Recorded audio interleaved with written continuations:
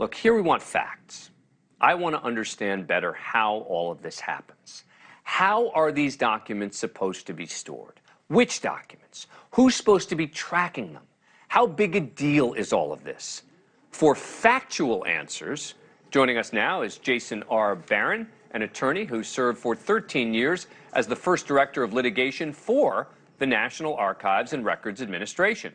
Thank you very much for coming on the program. Appreciate it. So, look, many are pointing the finger at the National Archives, saying, how are they not tracking this? Why are they not tracking this? Explain to us the role of the National Archives. What are they supposed to do, and how do they actually track documents?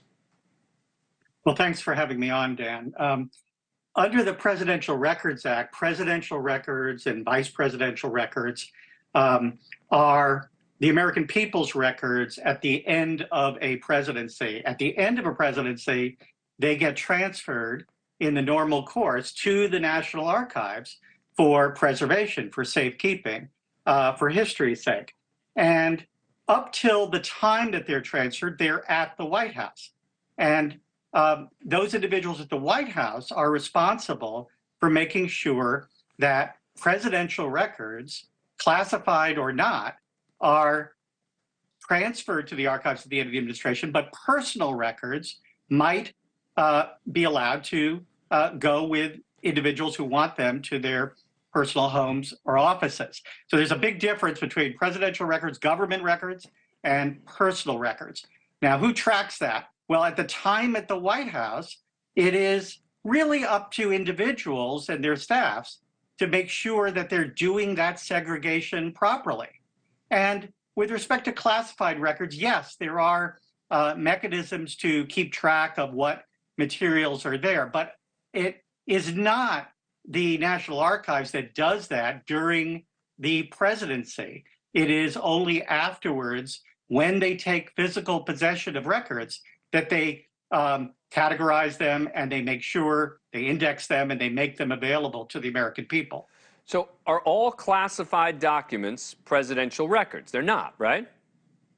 No, they're classified documents at the CIA and intelligence agencies and throughout the government. And they are, whether or not they're at the White House or at a federal agency, there are strict procedures for storing those materials, including in what's known as SCIFs.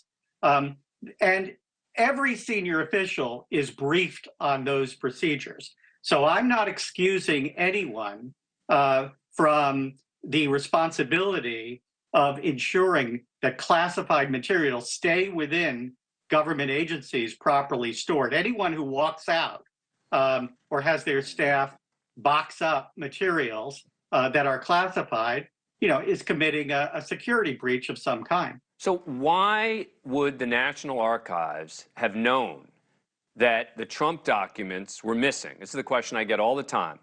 And yet they didn't know about the documents that Biden had or the documents that Pence had. Well, we don't know the full story of the Biden and Pence documents, but I can say that we're talking about millions of documents that are at the White House and transferred to the National Archives, actually hundreds of millions of electronic records. It would be unfair to say to the archives that they know where every document is upon transfer into their legal custody.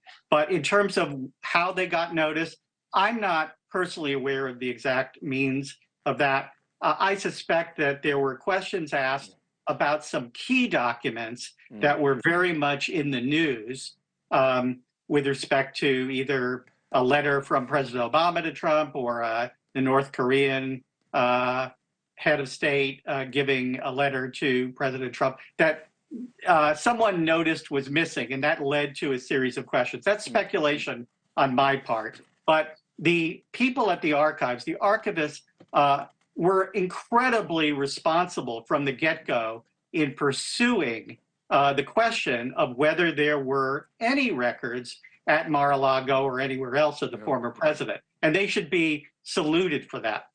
How big a deal do you think it is, the documents found? Again, we don't know what they are exactly, but the fact that so many documents have been found with Vice President Biden and former Vice President Pence, former Vice President Biden as well? Well, I think only a small number have been found. At least that's the state of the public record. But any classified record should not be in these residences. The fact is that we should not be shocked by the fact that there are these instances, albeit rare, that where classified materials get intermixed. Thank you for watching. Go to newsnationnow.com to find NewsNation on your cable provider. And don't forget to click the red subscribe button below to get more of NewsNation's fact-driven, unbiased coverage.